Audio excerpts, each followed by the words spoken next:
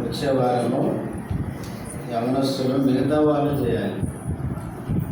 పెద్దవాళ్ళకి ప్రతి వారం మనం చేస్తాం కదా, యవనస్తులను కూడా మనం ఎంకరేజ్ చేయాలి. మనకు క్రిస్మస్ జనవరి పరిచర్యలకు వచ్చిన సహోదరులు కూడా చెప్పారు, యవనస్తులు తప్పకుండా దేవుని ఏం చేయాలి, ఆరాధన చేయాలి. దేవుడు మిమ్మల్ని కూడా ప్రేమించాడు కదా, నీకోసం కూడా ప్రాణం పెట్టాడు కదా. ప్రభు ఇచ్చే రక్షణ, పాప క్షమాపణ, ప్రభు చేసే మేలును మనమందరం అనుభవిస్తున్నాం కనుక మేలులు పొందిన మనమందరం దేవుని ఏం చేయాలి, ఆరాధన చేయాలి. సరే, మనం బలలో పాల్పొందక మనకు బైబిల్లో నుంచి యోవేలు గ్రంథము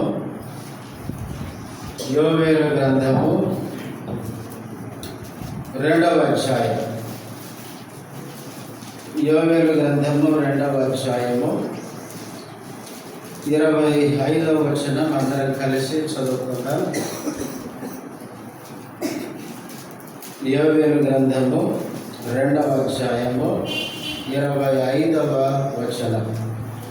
మీరు కడుపారతిని తృప్తి పొంది మీ కొరకు వెంట కార్యములను జరిగించిన మీ దేవుడైన యెహోవా నామమును స్తుతించున్నట్లు నేను పంపిన మెడలను, గొంగళ పురుగులను, పసర పురుగులను, చీడ పురుగులను అను ఆ మహాశ్రేణులను చేసిన సంవత్సరముల పంటను మీకు మరలా ఇస్తున్నాను. ప్రార్థన చేసుకుందాం.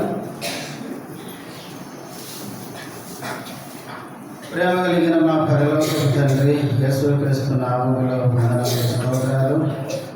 ఇంతవరకు ఆరాధనలో చేసిన సహాయాన్ని స్తుతిస్తుంటున్నా. బలలో పాల్గొనక మనకు చదవబడిన వాక్య భాగంలో నుంచి మా ఆయనతో మాట్లాడుతురండి. నీ వాక్యం అర్థమైన రీతిగా మాకు అందించండి. నీ దాసుడు బలహీనుడు, బలపరచుము, నీ మహిమ కొరకు వాడుతున్నామని యేసుక్రీస్తు నామములో స్తుతించి ప్రార్థిస్తున్నాము తండ్రి, ఆమేన్.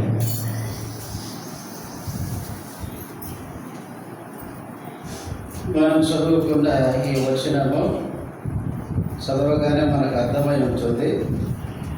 ఇది సార్వత్రిక సంఘ వాగ్దానములోని చివరి మాట.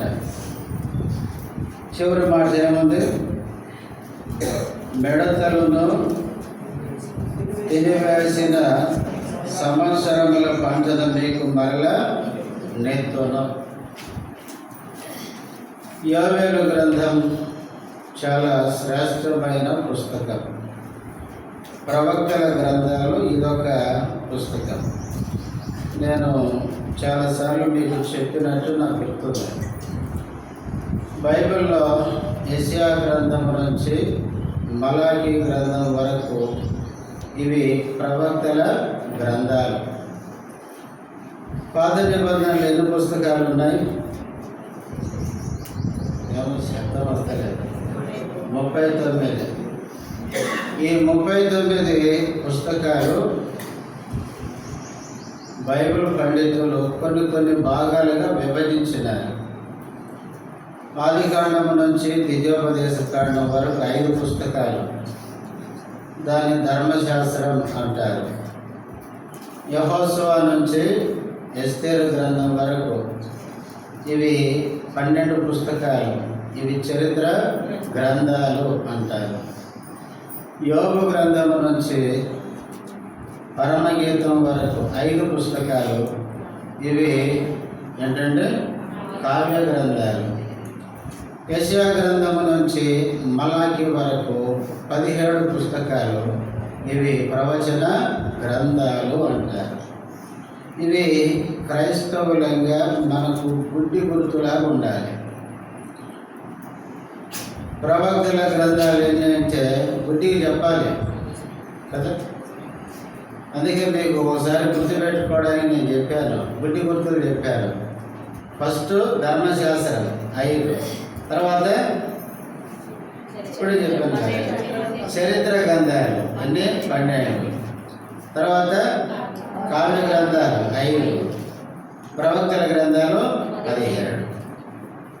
5, 12, 5, 17 అట్లా గుర్తు చెప్పాను మీకు. మర్చిపోకుండా 5:12, 5:17 అని గుర్తుపెట్టుకోండి. ఈసారి ఎప్పుడన్నా అవసరాన్ని బట్టి అడుగుతాను. చెప్పిన వాళ్ళకి ప్రైజ్ ఉంటుంది. అందుకని గుర్తుపెట్టుకోండి. సరే, ఏది ఏమైనా ప్రవక్తల గ్రంథాలు యెషయా గ్రంథం నుంచి మలాకీ గ్రంథం వరకు. అయితే యోవేలు గ్రంథం అనేది చాలా శ్రేష్టమైన పుస్తకము. యోవేలు అంటే అర్థం ఏంటంటే యెహోవాయే దేవుడు అని.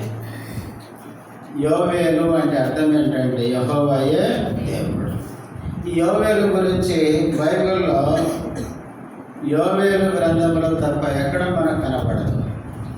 యోవేలు గురించి అంత పెద్ద వివరాలు ఉండవు. యోవేలు తండ్రి ఎవరో తెలుసు, అంతేగాని మిగతా వివరాలు బైబిల్లో దేవుడు వ్రాయించలేదు. చూడండి, యోవేలు గ్రంథం 1వ అధ్యాయం 1వ వచనం. పెతూయేలు కుమారుడైన యోవేలునకు ప్రత్యక్షమైన యెహోవా. పెతూయేలు ఎవరండి? యోవేలు తండ్రి. బైబిల్లో యోవేలు తండ్రి పెతూయేలు అని తెలుసు, అంతేగాని ఈయన ఏ ఊరిలో పుట్టాడు, ఇశ్రాయేలు గోత్రాలు ఏ గోత్రంలో పుట్టాడు, ఈయన పూర్వోత్తరాలు ఏంటి, ఏమి బైబిల్లో వ్రాయబడలేదు. పెతూయేలుకు పుట్టిన యోవేలును మాత్రమే తెలుసు. ఈ యోవేలు గ్రంథం 3 అధ్యాయాలు. ఈ 3 అధ్యాయాల యొక్క వివరంగా ఒక్క మాటలో చెప్పండి అంటే యెహోవా దినాన్ని గురించి ఈ పుస్తకంలో రాయబడింది. యెహోవా దినము అని ఈ పుస్తకంలో 6 సార్లు రాయబడింది. చూడండి ఒకసారి, 1వ అధ్యాయం 15వ వచనం. యెహోవా దినము వచ్చెను, అది ఎంత భయంకరమైన దినము, అది ప్రళయం వలనే సర్వశక్తుని యొద్ద నుండి వచ్చును. 2వ అధ్యాయం 1వ వచనం. సియోను కొండ మీద బాగా ఊదుడి, నా పరిశుద్ధ పర్వతం మీద హెచ్చరిక చేయుడి, యెహోవా దినం వచ్చుచున్నదనియు అది సమీపమైననియు దేశ నివాసులందరూ వణుకుదురు గాక. ఇప్పుడు 11వ వచనం చివరి భాగం చదవండి. యెహోవా దినము బహు భయంకరము, దానికి తాళగలవాడెవడు. తర్వాత ఇదే 2వ అధ్యాయం 31వ వచనం. యెహోవా యొక్క భయంకరమైన ఆ మహాదినము రాకముందు సూర్యుడు తేజహీనుడగును, చంద్రుడు రక్తవర్ణమగును. 3వ అధ్యాయము 14వ వచనం. తీర్పు తీర్చు లోయలో రావలసిన యెహోవా దినం వచ్చేయమని చాలమ్మా. ఇప్పుడు 6 మాటలు మనం చదువుకున్నాం. యెహోవా దినము, యెహోవా దినము అని. బైబిల్లో కొన్ని దినాలు ఉన్నాయి. ఒకటి జన్మదినం. ఎక్కడుంది అన్నమాట? ఇదే క్విజ్ అంటే. బైబిల్లో జన్మదినం అని ఎక్కడుంది చెప్పండి? ప్రసంగి 7:1. ఒకని మరణ దినము జన్మదినము కంటే మరణ దినం మేలు. బైబిల్లో జన్మదినము అని ఉంది. 2వది రక్షణ దినము అని ఉంది. ఎక్కడుంది? రోజు నేనే చెప్తే ఎట్లా? కొరింథీ 2వ పత్రిక 6:2లో ఉంది. ఇదే మిక్కిలి అనుకూల సమయం, నేడే రక్షణ దినం. 3వది క్రీస్తు దినము అని ఉంది. ఫిలిప్పీ పత్రిక 1వ అధ్యాయం 11వ వచనంలో క్రీస్తు దినమందు నిష్కలంకులు నిందారహితులుగా ఉండాలని పౌలు ప్రార్థన చేస్తాడు. క్రీస్తు దినం. ప్రభు దినము అని ఉంది. తెస్సలోనికీయులకు రాసిన 2వ పత్రిక 2వ అధ్యాయం 1వ వచనంలో. అట్లాగే యెహోవా దినం కూడా ఉంది. మనం ఈ లోకంలో జన్మించిన మనము రక్షణ దినం ఉన్నట్లే రక్షణ పొందాలి. రక్షించబడిన మనము క్రీస్తు దినం కోసం సిద్ధపడాలి. క్రీస్తు దినం అంటే రాకడ. క్రీస్తు దినానికి సిద్ధపడిన మనము ప్రభు దినం కూడా ఉంది. ఆ దినం వరకు ఆటోమేటిక్గా రక్షించబడిన వారు సిద్ధపడతారు అంతే. ప్రభు దినం ఒకటి ఉంది. ఆ దినం తర్వాత యెహోవా దినం రాబోతుంది. యెహోవా దినం అంటే యోవేలు గ్రంథంలో ఆ మాటలు ఇప్పుడు చదివినారు. అది ఎలాంటి దినమో భయంకరమైన దినం, అందరూ వణికే దినం, అందరూ ఏం చేసేవాళ్ళు భయంకరంగా ఉండే దినం అన్నాడు. మహాభయంకరమైన దినం అన్నాడు, తీర్పు తీర్చే దినం అన్నాడు. కాబట్టి అలాంటి దినానికి వచ్చి యోవేలు గ్రంథంలో చాలా వివరంగా రాయబడింది. యోవేలు గ్రంథం యొక్క ముఖ్యాంశం ఏంటంటే యెహోవా దినం. ఎందుకు యెహోవా దినం గురించి రాశాడంటే, ఇశ్రాయేలు దేశంలోనికి 4 పురుగులు వచ్చినాయి. గొంగలి పురుగులు, మిడతలు, పసర పురుగులు, చీడ పురుగులు వచ్చి ఇశ్రాయేలు దేశపు పంటలన్నీ ఏం చేసినాయి? నాశనం చేసినాయి. నాశనం చేసేసరికి ఇశ్రాయేలు ప్రజలు ఏమైపోయినారు? దానికి భయపడిపోయినారు. భయపడిపోతే యోవేలు అన్నాడు, వీటిని చూసే మీరు భయపడితే, ఈ దినానికే భయపడితే ఇంకొక దినం వస్తుంది. ఏ దినం అది? యెహోవా దినం. అది బహు భయంకరమైన దినం. మరి ఆ దినానికి ఎట్లా సిద్ధపడతారు అని చెప్తున్నాడు. అదే యోవేలు గ్రంథం యొక్క సారాంశం, ముఖ్యాంశం. ప్రియులారా, యోవేలు గ్రంథంలో చాలా సంగతులు ఉన్నాయి. నేను కొన్ని విషయాల సమయాన్ని బట్టి మీకు గుర్తు చేసి ముగిస్తాను. యోవేలు గ్రంథంలో ఈ యోవేలు రాశాడు, ఆయన బెతూయేలు కుమారుడు. ఇప్పుడు 2వ వచనం చదవండి. పెద్దలారా ఆలకించుడి, దేశపు కాపురస్తులారా మీరందరూ చెవికి వినుడి. ఈనాటి సంగతి మీ దినములలో కానీ మీ పితరుల దినములలో కానీ జరిగినదా? 2వ వచనంలో యోవేలు ఏమంటున్నాడంటే, పెద్దలారా ఆలకించుడి, దేశపు కాపురస్తులారా మీరందరూ చెవియోకి వినండి. దేవుడు మనతో మాట్లాడేటప్పుడు మనమేం చేయాలండి? ఆలకించాలి, వినాలి. కానీ మనం ఏం చేయాలి చెప్పండి? ఆకాశమా అని ఆకాశంతో చెప్పుకోవాల్సి వస్తుంది, భూమి అని భూమికి చెప్పుకోవాల్సి వస్తుంది. దేవుడు మాట్లాడుతుంటే మనసులు ఏం చేయడం లేదు? వినడం లేదు. దేవుడు మాట్లాడేవాడు, మనము ఆలకించాలి. సృష్టికర్త అయిన దేవుడు మనతో మాట్లాడుతున్నప్పుడు చెవియోకి జాగ్రత్తగా వినాలి. ఏమన్నాడు కింద 3వ లైన్లో? ఈలాంటి సంగతి మీ దినములలో కానీ మీ పితరుల దినములలో కానీ జరిగినదా? Question mark. దానికి జవాబు ఏంటి? జరగలేదు అని. అంటే యోవేలు కాలంలో ఇశ్రాయేలు దేశంలో జరిగిన ఆ సంభవము వారి పితరుల దినాలు జరగలేదంటే వారి దినాలు కూడా జరగలేదు. కరోనా వచ్చింది మన దినాల్లో, అది ఎప్పుడైనా జరిగిందా? విన్నారా మీరు ఎప్పుడన్నా? కరోనా అందరినీ చంపేస్తుంది, మహమ్మారి అని వినలేదు.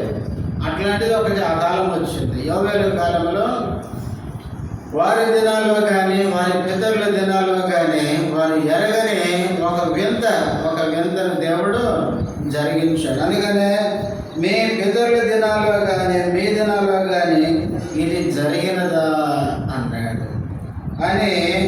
ఇప్పుడు 3వ వచనం.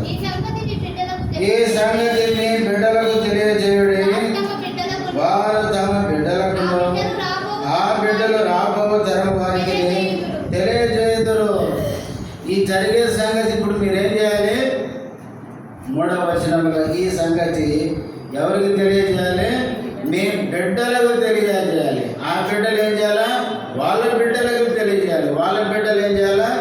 అట్లా తరాలుగా తెలియజేయాలని చెప్తున్నాడు. దేవుడు చేసే కార్యాలు మనం ఏం చేయాలంటే మన పిల్లలకి తెలియజేయాలి. ఇప్పుడు కరోనా పోయింది, ఇప్పుడు ముచ్చటోళ్ళకి అది తెలుసా? అప్పుడు ఏం చేయాలి మరి? కొన్ని తెలియని ఉంటాయి. ఏంటో ఒకప్పుడు మీరు భయపడాలంటే దేనికంటే కరోనా అని చెప్పాలి. అట్లా యోవేలు కూడా చెప్తున్నాడు, దేవుడు ఇశ్రాయేలు దేశంలో జరిగించినది ఎన్నడూ జరగదు కాబట్టి దేవుడు జరిగించిన ఆ కార్యాన్ని మీ బిడ్డలకు, వారి బిడ్డలకు, అట్లా వారి పిల్లలకు ఏం చేయాలంట? తెలియజేయాలి. బైబిల్లో దేవుడు ఇశ్రాయేలు ప్రజలకి వారి బిడ్డలకు తెలియజేయాలని కొన్ని విషయాలు చెప్పినాడు. నిర్గమకాండం 13వ అధ్యాయంలో దేవుడు మోషేతో చెప్పినాడు, ఇశ్రాయేలు ప్రజల్లో తొలిసూరులందరినీ ఏం చేయమన్నాడు, వెలయించి విడిపించమన్నాడు, నాకు ప్రతిష్ఠించమన్నాడు. అప్పుడు మీ పిల్లలు అడుగుతారు, ఎందుకు ఇట్లా చేస్తున్నారంటే అప్పుడు మీరేం చెప్పమన్నాడు, ఐగుప్తు దేశంలో ఇశ్రాయేలు ప్రజలు విమోచించిన దినమున ఐగుప్తీయుల తొలిచూలులందరినీ యెహోవా ఏం చేశాడు, హతము చేశాడని మీ పిల్లలకు తెలియజేయండి అని చెప్పినాడు. అంతేకాదు యెహోషువ గ్రంథం 4వ అధ్యాయంలో యోర్దాను నదిని దాటిన తర్వాత యోర్దానులో నుంచి 12 రాళ్ళు తెచ్చి గిల్గాలులో నిలవబెట్టమన్నాడు. వీటిని చూసి మీ పిల్లలు అడుగుతారు, ఎందుకు ఈ రాళ్ళు నిలబడి ఉన్నాయంటే అప్పుడు మీరేం చెప్పాలి, యోర్దాను నేలను దేవుడు ఏం చేశాడు, 2 పాయలకు నిలబెట్టి దాని ఆరిన నేలని మమ్మలను దేవుడు నడిపించి ఇట్లాంటి కార్యాలు దేవుడు మా జీవితాల్లో చేశాడు అని ఏం చేయాలంటే వారి పిల్లలకి చెప్పాలంట. అట్లా చెప్తే ఏమైతే మన దేవుడు ఎంత గొప్పవాడు మన పిల్లలకి ఏమైతే అర్థమవుతుంది. కానీ మనం ఏం చేయాలి చెప్పండి, మన పిల్లలకి చెప్పాలి. అందుకే తిమోతి అంకుల్ అంటుండేవాడు, ఎప్పుడు ఏమనేవాడు అంటే పుట్టగానంట శివు దగ్గరికి పోయి ఆయన మెల్లగా చెప్తాడు, రే మన దేవుడు యేసు ప్రభురా అని చెప్పాలంట. మనకి ఏమర్థమవుతుంది అంటే ఏమర్థం కాకపోయినా చెప్పాలంట. అట్లా చిన్నప్పటి నుంచే మన దేవుడు ఎవరు, ఆయన మన కొరకు ఏం చేశాడు, ఆయన ఎంత గొప్ప దేవుడో మన పిల్లలకి మనం ఏం చేయాలి చెప్పాలి. చెబితే చిన్నప్పుడే బైబిల్లో ప్రసంగ గ్రంథములు ఉన్నట్టు బాల్య దినములు అంటే సృష్టికర్తలు మన పిల్లలు ఏం చేస్తారో తెలుసుకుంటారు. మనం కనుక చెప్పలేదనుకోండి, న్యాయాధిపతుల గ్రంథం 2:10 ఉన్నట్లు యెహోవాను ఎరగని తరం వచ్చిందంట. అట్లా దేవుడిని ఎరగని వాళ్ళు పుడతారు. మనం దేవుని నమ్ముతాం కానీ మన పిల్లలకి దేవుడు ఎవరో తెలియకుండా పోతుంది. అందుకనే మనము మన జీవితాల్లో దేవుడు జరిగించిన కార్యములు మన పిల్లలకి ఏం చేయాలంటే పదే చెప్పాలి. అలా చెప్పకపోతే మన పిల్లలు దేవుని ఎరగరు. ఆసాపు భక్తుడు అంటాడు, చూడండి 78వ కీర్తన 3-4 వచనాలు, మాకు తెలిసిన సంగతులను మా పితరులు మాకు వివరించిన సంగతులను చెప్పెదము, యెహోవా స్తోత్రార్హ క్రియలను ఆయన బలమును ఆయన చేసిన ఆశ్చర్య కార్యములను దాచకుండా వాటిని వారి పిల్లలకు మేము చెప్పెదము. ఆసాపు ఏమంటున్నాడంటే మా పితరులు మాకు చెప్పినవి మా జీవితాల్లో దేవుడు చేసినవి ఇవన్నీ మా పిల్లలకి ఏం చేస్తాం చెప్పేదము. మనం చెప్తున్నామండి, మన పిల్లలకి మన దేవుని గురించి చెప్పాలి. చిన్నప్పటి నుంచి మన పిల్లలకి చెప్పాలి. ప్రియులారా, మనం చెప్పకపోతే మన పిల్లలు దేవుణ్ణి ఎరగరు. అందుకే చాలామంది చూడండి, మన పిల్లలు తల్లిదండ్రులే మంచి విశ్వాసులు, పిల్లలు ఎవరంటే మీరు ఆయన మంచుడే కానీ ఎట్ట పుట్టేవారు అంటారు. చివరికి ఎట్ట పుట్టేవారు నువ్వు, మీరు ఆయన మంచుడే కానీ నువ్వు చెడపుట్టి ఎట్ట పుట్టేవారు అంటారు. కాబట్టి మన పిల్లలకి మనం దేవుని గురించి చెప్పాలి. అందుకనే యోవేలు ద్వారా దేవుడు ఏమంటున్నాడంటే దేవుడు జరిగించే ఈ కార్యం ఎప్పుడు జరిగింది కాదు, ఇది మీ పిల్లల దినాలు మీ దినాలు ఇది జరిగింది కాదు. ఆ సంగతి మీ పిల్లలకి ఏం చేయాలి తెలియజేయండి అన్నాడు. ఇంతకేం జరిగింది 4వ వచనం, గొంగలి పురుగులు విడిచిన దానిని మిడతలు తినివేసి ఉన్నవి, మిడతలు విడిచిన దానిని అసలు పురుగులు తినివేసి ఉన్నవి, అసలు పురుగులు విడిచిన దానిని చీడ పురుగులు తినివేసి ఉన్నవి. ఎన్ని పురుగులు అండి ఇవి? 4 రకాల పురుగులు. బైబిల్ పండితులు ఏమంటారంటే ఈ 4 పురుగులు మిడతలే అని చెప్తారు. అంటే మిడతల్లోనే 4 రకాలు అని వాళ్ళు చెప్తారు. సరే ఏమో తెలుగు బైబిల్లోనైతే 4 రకాలని ట్రాన్స్లేషన్ చేశారు. ఏది ఏమైనా గొంగళి పురుగులు, మిడతలు, పసరు పురుగులు, చీడ పురుగులు ఇవి వచ్చి ఇశ్రాయేలు దేశంలోని పంటను ఏం చేసినాయంటే మొత్తం తినేసినాయి. పంట ఏమి లేకుండా తినేసినాయి. కొంతమంది ఏమంటారంటే ఈ 4 పురుగులు ఈ పురుగులు కాదు, ఇవి ఇశ్రాయేలు దేశం మీదకి వచ్చిన 4 రాజ్యాలను చూపిస్తుంది, శత్రు రాజ్యాలని చూపిస్తుంది అని కూడా చెప్తున్నారు. దానియేలు గ్రంథంలో నుంచి వాళ్ళు ఏం చెప్తారంటే ఇశ్రాయేలు మీదకి వచ్చిన మొదటి రాజ్యం ఏది? బబులోను, రెండవది మాదియా పారసీక, మూడవది గ్రీకు, 4వది రోమా. ఈ 4 సామ్రాజ్యాలు ఈ పురుగుల రూపంలో యోహానుకు దేవుడు చూపించాడు, యోవేలుకు చూపించాడు అని కొంతమంది చెప్తారు. అయితే నేను ఈ అధ్యాయాన్ని చదివితే నాకు అర్థమైంది ఏంటంటే 4 రాజ్యాలు కాదు అని నాకు అర్థమైంది. ఎందుకు అంటే బబులోని వారు వచ్చారు, పంట తిన్నారా? పంట తిన్నారంటే పంట తిరిగే వాళ్ళు ప్రజల్ని చంపి ఉన్న వాళ్ళని చెరపట్టుకొని పోయినారు. మాదియా పారసిక రాజులు కోరేసి అసలు మీరు శరణం చెల్లిపోండి, మీరు రాజ్యం సొంత రాజ్యాన్ని నిర్మించుకోకపోండి, దేవాలయం కట్టుకోకపోండి అని చెప్పినాయి.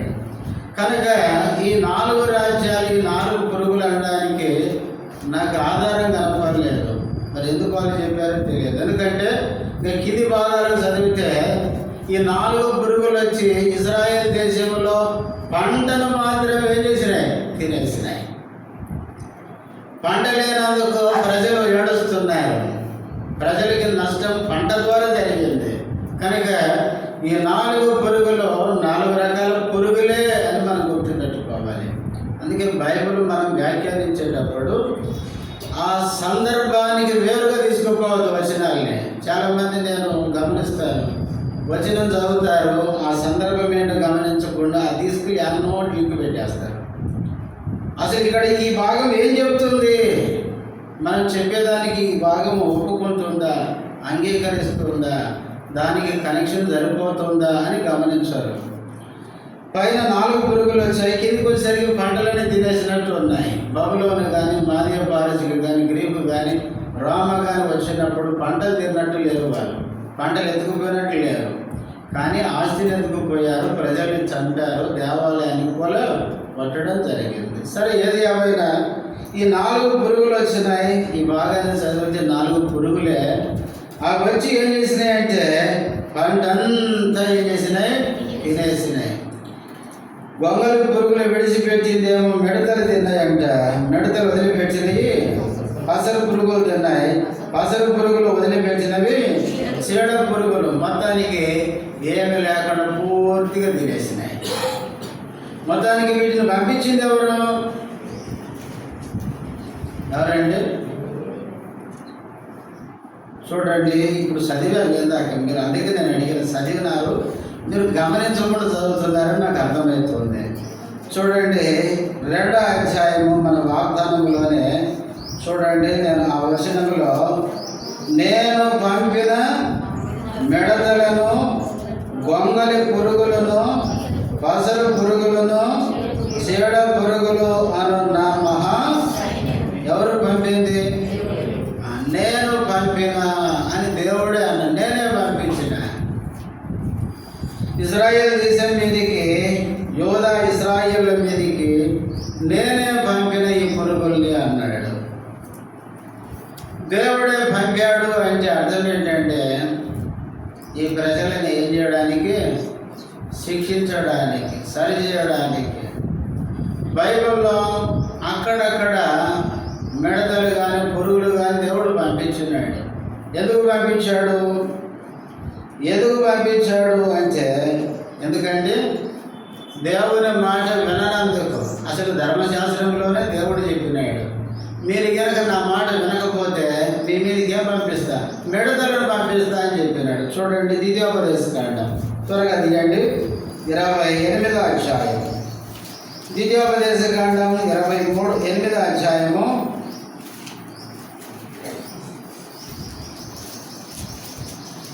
38-39 వచనాలు. విస్తారమైన విత్తనములు పొలములోనికి తీసుకొని పోయి కొంచెమే ఇంటికి తెచ్చుకుందరు. ఎలాగనగా మిడతలు దాన్ని ఏం చేసినాయి? తినివేయును.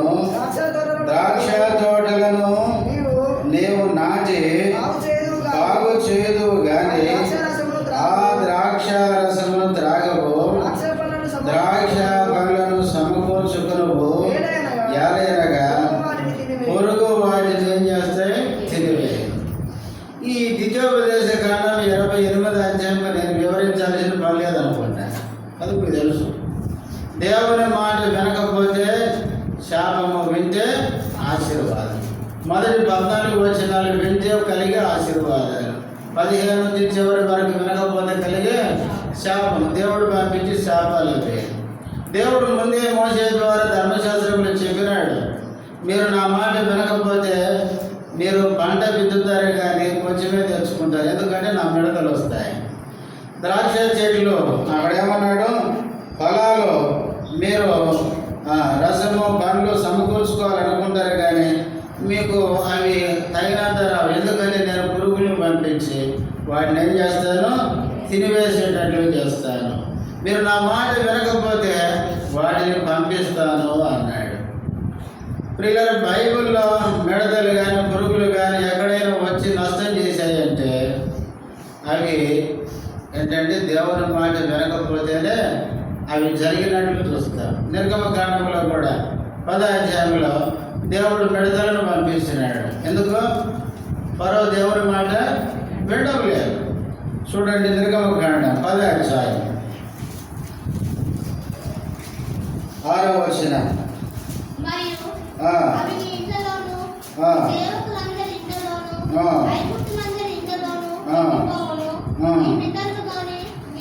నాలుగవ వచనం చదవండి.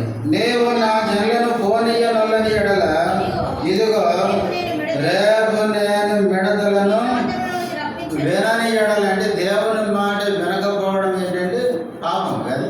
దేవుడు చెప్పింది వినకపోతే తప్పు. ఫరోతో దేవుడు అంటే నువ్వు గనక నా మాట విని నా ప్రజలను పోనీయకపోతే, అంటే నా మాటను వినకపోతే నా సైన్యం ఒకటి ఉంది పంపిస్తాం, మరి అవి వస్తే మరి నీ పని చేస్తాయని చెప్తున్నాడు. మిడతలనే సైన్యాన్ని పంపిస్తా. ఆ సైన్యం ఎట్లాంటిది అంటే 6వ వచనం చివరికి వస్తే ఏమంటాడు? నీ పితరులు కానీ నీ పితామహులు కానీ ఈ దేశంలో నుండిన నాట నుండి నేటి వరకు అట్టి వాటిని, ఇట్లాంటి వాటిని మీ వాళ్ళు కూడా చూడలేదు ఎంతవరకు, అట్లాంటి వాటిని పంపిస్తా అన్నాడు. అంటే ఈరోజు మనం చూసే మిడతలు అనుకోకండి, ఇవి స్పెషల్ మిడతలు అన్నమాట. ఇవి స్పెషల్గా వస్తాయి దేవుడు పంపిస్తే. కనుక మనము ఫరో దేవుని మాట విననప్పుడు ఐగుప్తు మీదకి పంపించిన మిడతలు మనం రోజు చూస్తున్న మిడతలని మీరు ఎప్పుడు అనుకోకండి, అట్లాంటివి కాదు. ఈ మిడతలు ఏం చేస్తాయంటే మనుషులు కూడా కలుస్తాయి. ఎప్పుడైనా మిడతలు వాళ్ళు కలిసిందా? కింద మీరు చదవండి, అర్థమైంది. అవి ఐగుప్తీయులను బాధించేలా చదువుతాను. మిడతలు మనుషులను కూడా బాధించినాయి అంట.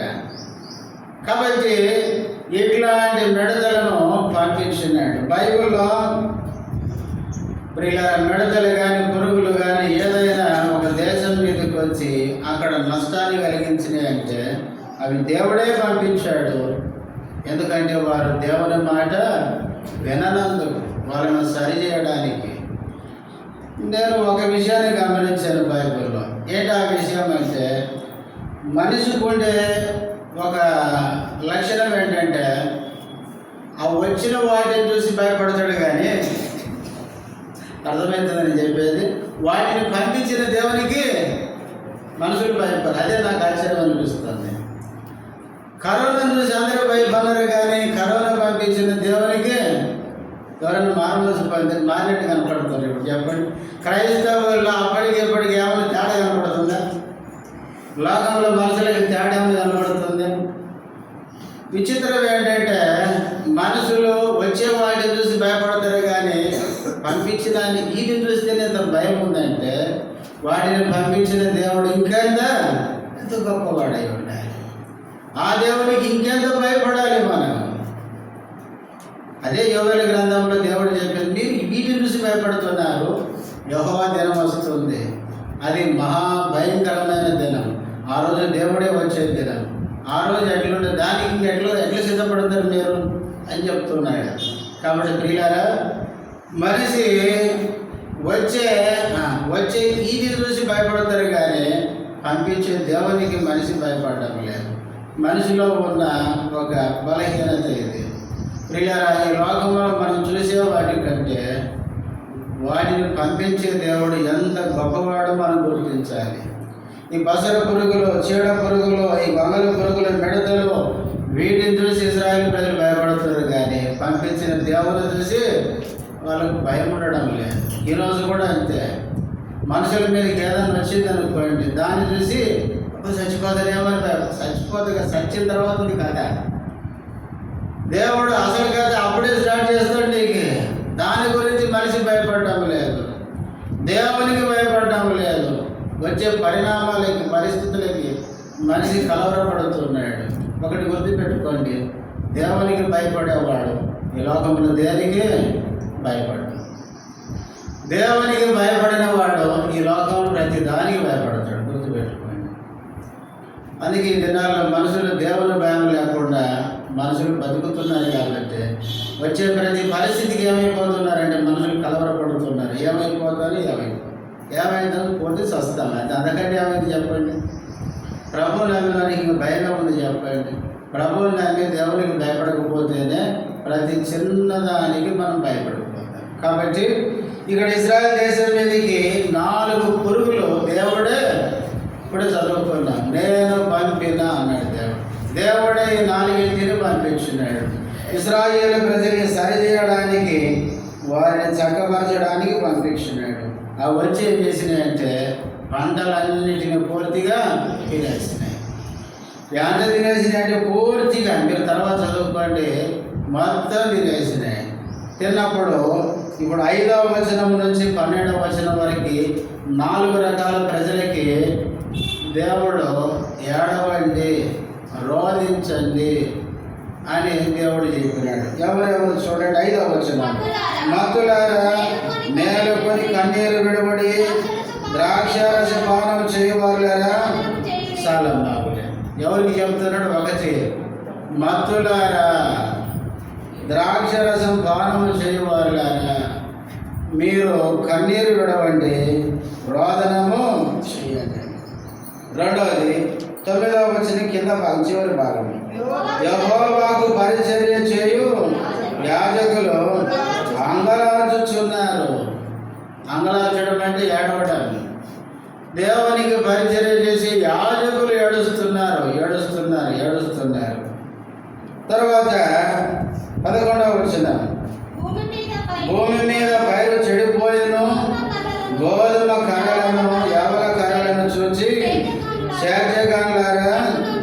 3వ వ్యక్తులు ఎవరు? షేర్జగాన్లు. షేర్జగాన్లు అంటే మన భాషలో చెప్పుకోవాలంటే వ్యవసాయదారులు సిగ్గుపడుతున్నారంట. 4వది ద్రాక్ష తోట కాపరులారా రోదనము చేయండి. 4 రకాల ప్రజలు. ఒకటి, మత్తుగా ఉండేవాళ్ళు, ద్రాక్ష రసం తాగి మత్తుగా ఉండేవాళ్ళు, వాళ్ళు ఏడుస్తున్నారు, ఏడవండి అని చెప్తున్నాడు. రెండవది, దేవునికి పరిచయం చేసి యాజకులు ఏడుస్తున్నారు, వాళ్ళు కూడా ఏడవని చెప్తున్నాడు.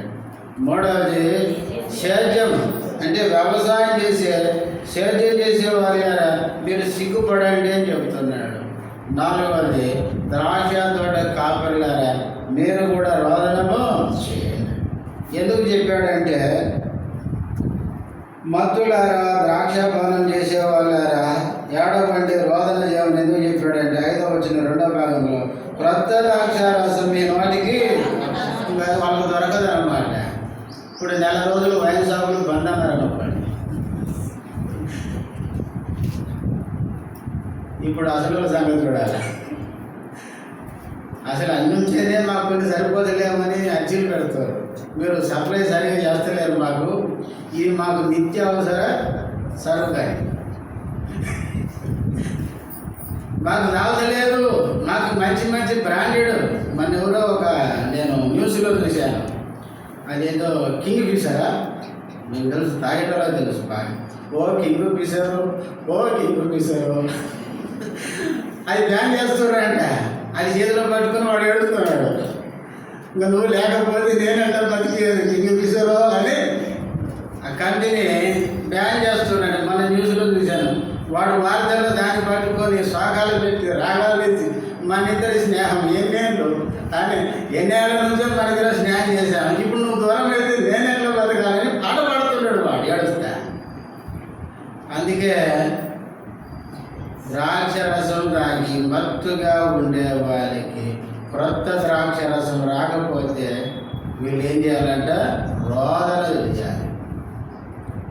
తర్వాత ప్రియులార కింద 9వ వచనంలో యెహోవాకు పరిచర్య చేసే యాజకులు కూడా ఏం చేయాలి? అంగలార్చాలంట, ఏడవాలి. ఎంత ఏడవాలి? 8వ వచనం చదవండి. ఎనిమిదికి పోయిన యవనురాలు గోనె పట్ట కట్టుకొని అంగలార్చున్నట్లు.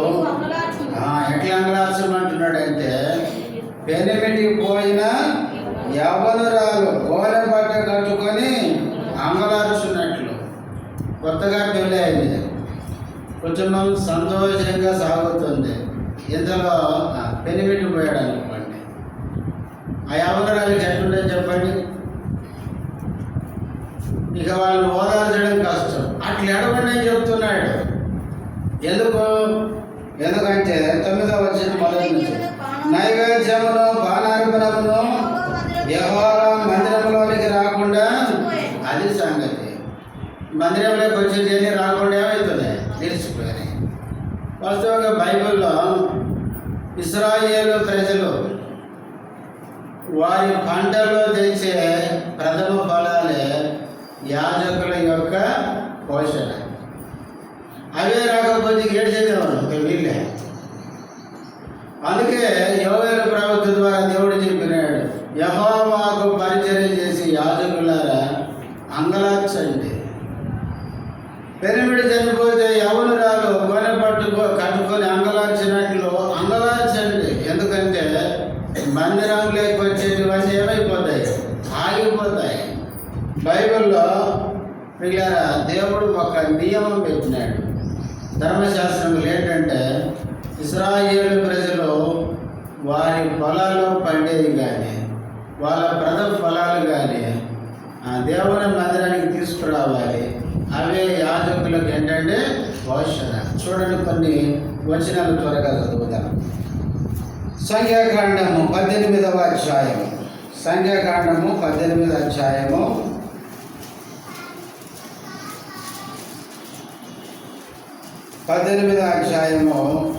8వ వచనం. అహరోనుతో ఇట్లా, నేను ఇదిగో ఇశ్రాయేలీయులు ప్రతిష్ఠించు వాటన్నిటిలో నా ప్రతిష్టార్పణములను కాపాడు పని నీకు ఇచ్చి ఉన్నాను. అభిషేకమును బట్టి నిత్యమైన కట్టడ వలన నీకును నీ కుమారులకును. దేవుడు అహరోనుతో చెప్తున్నాడు, ఇశ్రాయేలీయులు దేవుని మందిరానికి తీసుకుని వచ్చే ప్రతిష్టార్పణలన్నీ కూడా నీకును నీ కుమారులకు నేను ఇచ్చి ఉన్నాను. ఇంకా 9లో అంటాడు, అగ్నిలో దహింపబడని అతి పరిశుద్ధమైన వాటిలో నీకు రావలసినవని లిస్టు చెప్పినాడు కింద. వాటిలో ముఖ్యంగా ఇప్పుడు 12వ వచనానికి రండి. వారు యెహోవాకు అర్పించు వారి ప్రథమ ఫలములను, అనగా నూనెలో ప్రశస్తమైనదంతయు, ద్రాక్షారస ధాన్యములలో ప్రశస్తమైనదంతయు నీకు ఇచ్చి తిని. యాజకులకు ఇచ్చాడు దేవుడు, ఇశ్రాయేలు తెచ్చేటివి. 13వ వచనం, వారు తమ దేశపు పంటలన్నిటిలో యెహోవాకు తెచ్చు ప్రథమ ఫలములు చాలా నీవు ఎరుగును. అవన్నీ యాజకులకే. అయితే ఇవన్నీ ఏమైపోయినాయి? కాండం 18వ అధ్యాయం మొదటి వచనం. యాజకులైన లేవీయులకు అనగా లేవీ గోత్రికులకు అందరికీ ఇశ్రాయేలీయులతో పాలైనను స్వాస్థ్యమైనను ఉండదు, తిందురు, అది వారి హక్కు. హక్కు అంటే అది వేరే వాళ్ళు తినద్దు, అది యాజకుల యొక్క హక్కు. అది దేవుడు ఇశ్రాయేలు ప్రజలు తెచ్చే వాటిలో అవి యాజకులకు హక్కుగా దేవుడు నియమించాడు. ఏమేంటి అనేది కింద రాసి 4వ వచనం చదవండి. నీ ధాన్యములోను, నీ ద్రాక్షరసములోను, నీ నూనెలోను, ప్రథమ ఫలములను, నీ గొర్రెల మొదటి పశును, ఇవన్నీ యాజకులవే.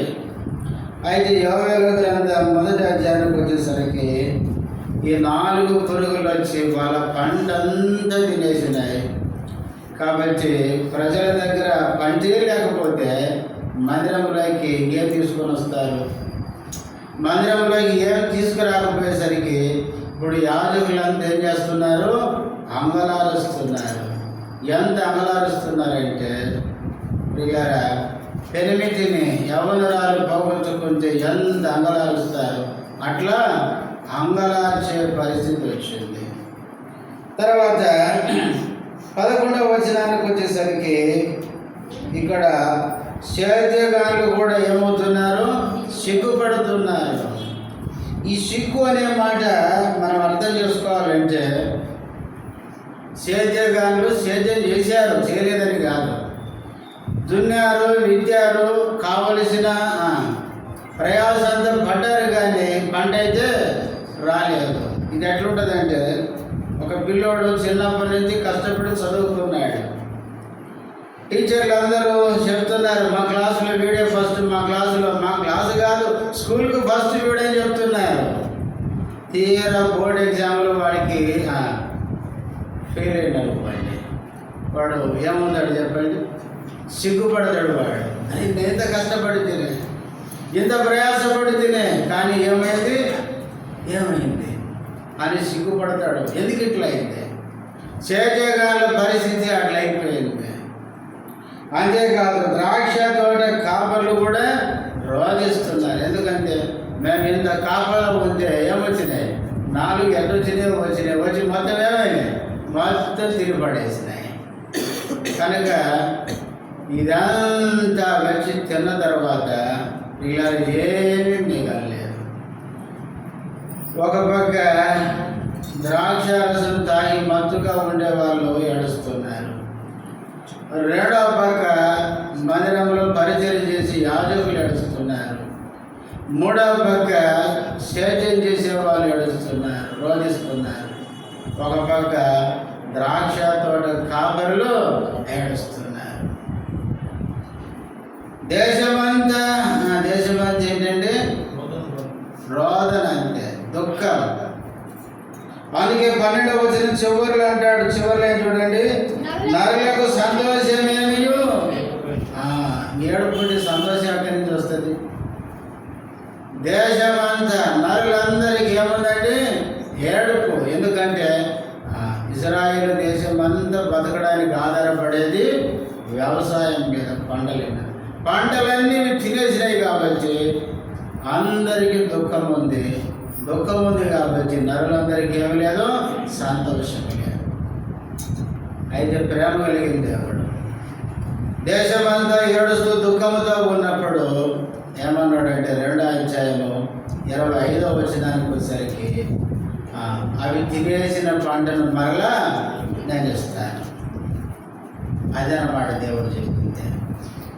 ఏదైతే ఆ పురుగులు వచ్చి తినేసినాయో ఆ పంటంతా తిరిగి ఇస్తాను అన్నాడు. ఎప్పుడు ఇస్తా అన్నాడు అంటే, మీరు తిరిగి నా వైపు నా కాడికి వచ్చి ఉపవాసం కూడా ఏం చేయాలి? ప్రార్థించాలి. అప్పుడు నేను మిమ్మల్ని కనికరించి ఏదైతే నష్టపోయారో దాన్ని తిరిగి మీకు ఇస్తాను అని 2వ అధ్యాయం 25వ వచనంలో వాగ్దానంగా దేవుడు ఇచ్చాడు. ఈ సంవత్సరం సార్వత్రిక సంఘ వాగ్దానం ఎందుకు ఇచ్చాడు చెప్పండి? ఇప్పుడు మన పరిస్థితి అంతా ఏడిపోయి సంతోషం ఉందంటే మనకు సంఘాలు. అందుకే దేవుడు అన్నాడు, ఇప్పుడు కానీ తిరగాను నాయన నా వైపు, మీ హృదయాలు దించుకోండి, బట్టలు కాదు, నా వైపు తిరగండి, ఏడవండి, పశ్చాత్తాపడండి. మీ జీవితాలను సరి చేసుకుంటే ఇప్పుడైనా మీకు ఏం చేస్తాను, ఇప్పటిదాకా ఏదైతే నష్టపోయినారో దాన్ని తిరిగి ఏం చేస్తాను, ఆ పంట అంతా మీకు తిరిగి ఇస్తాను. కాబట్టి ప్రియులారా, వ్యక్తిగతంగా మన జీవితంలో గత దినాలన్నిటిలో ఏదైతే మనం ఆత్మీయంగా నష్టపోయామో దానంతా దేవుడు తిరిగి మనకి ఇవ్వాలంటే తిరిగి మనం దేవుని వైపు మరలాలి. మనం దేవుని దగ్గర పశ్చాత్తాపడాలి. ప్రభువా, ఇంతవరకు నేను ఏదైతే నష్టపోయినానో తిరిగి నాకు దయచేయి. ఆ పురుగులు ఆనాడు ఇశ్రాయేలు పంటలన్నీ తినేసేదానికి కారణం వారు నీ మాట వెనక, నీ వైపు తిరగక దేవుని ప్రజలే కానీ దేవుని ప్రజలుగా జీవించలేదు కనుక వారిని సరిచేయడానికి వచ్చినాయి ఆ పురుగులు. కనుక నా జీవితంలో కూడా గత దినాలన్నిటిలో పొందిన నష్టాన్ని తిరిగి ఇవ్వమని ప్రార్థిస్తే, అందుకే ఖచ్చితంగా మన దేవుడు ఎట్లాంటి వాడు 2వ అధ్యాయంలో చెప్పాడు, ఆయన మనను కరుణించే దేవుడు, కరుణా కటాక్షములు కలిగిన దేవుడు. చివరికి ఒక మాట చెప్పి ఇక ముగించేస్తాను. ప్రపంచితమైతే మిగతా భాగం వచ్చే వారం చూద్దాం. చివరిగా 12వ వచనం చివరికి ఏమన్నాడంటే, దేశంలో నరులకు ఏమి లేదు, సంతోషమే లేదు. పిల్లరా, ఈ లోకంలో మానవునికి ఏమి లేదండి, సంతోషమే లేదు. దేవుని మాట వినకుండా మానవుడు పాపంలో జీవించినంత కాలం మనిషికి ఏముండదండి, సంతోషం ఉండదు. నీవు ప్రభువు నమ్మకుండా పాపంలో జీవించినంత కాలం నీకేముండదండి, సంతోషం ఉండదు. కాబట్టి నీవు కూడా యేసు వైపు తిరిగి ప్రభువుని నమ్మి పాపాలను ఒప్పుకుంటే ప్రభువు నిన్ను క్షమిస్తాడు, తిరిగి నీకు సంతోషాన్ని ఆనందాన్ని ఇస్తాడు. ప్రభువుని నమ్మకుండా పాపంలో ఉంటే పిల్లల మనకు నెమ్మది సంతోషం ఉండదు. ప్రేమ కలిగిన దేవుడు మనల్ని ప్రేమించినాడు. పాపలమైన మన కొరకు ఆయన కలవరి శిలువలో ప్రాణం పెట్టాడు, రక్తం కార్చినాడు. ఆయన చనిపోయి 3వ దినాన్ని తిరిగి లేచినాడు. ఆయన దగ్గరికి వస్తే, ప్రభువా నేను పాపిలను ఒప్పుకుంటే ప్రభువు నిన్ను క్షమిస్తాడు. నీ జీవితంలో ఇంతవరకు నష్టపోయిన దాన్ని మిగతా దినాలు సమకూర్చగలడు. ఆయనకు అసాధ్యమైనది ఏది కూడా లేదు. కనుక ఇంకా నీ జీవితంలో ప్రభువు నమ్మకపోతే ఇప్పుడైనా యేసు ప్రభువు నమ్ము. ఒకవేళ నువ్వు అనుకుంటున్నావేమో, ఏదో వీళ్ళు చెప్తున్నారు మనం వింటున్నాం, ఇట్లే ఉంటుంది లేదు. ఒకరికి గుర్తుపెట్టుకోవాలి, మనం ఈ లోకంలో చనిపోయేది నిజం, లేకపోతే యేసు ప్రభు వచ్చేది నిజమే. యేసు ప్రభు వచ్చినా మనము విడవబడితే భయంకరం. ఒకవేళ మనం చనిపోయినా మనం పాతాళం అగ్నిగుండానికి వెళ్ళిపోతాం, అక్కడ భయంకరంగా బాధపడాలి. ప్రియారా, భూమి మీద బ్రతికుండగానే మనం రక్షణ పొందడానికి ఏముంది, అవకాశం ఉంది. చనిపోయిన తర్వాత మనమేమీ కనుక దేవుని మందిరానికి వస్తున్నాం పోతున్నాం, కానీ మందిరానికి వచ్చి రక్షణ మార్మల్స్ పొందకపోతే నీ జీవితంలో ఎన్నడూ నువ్వు సుఖంగా సంతోషంగా ఉండాలి. ఈరోజైనా దేవుని సన్నిధిలో నుంచి వెళ్ళకముందు ఒక తీర్మానంతో వెళ్ళి ప్రార్థన చేసుకుందా, మోకరించండి.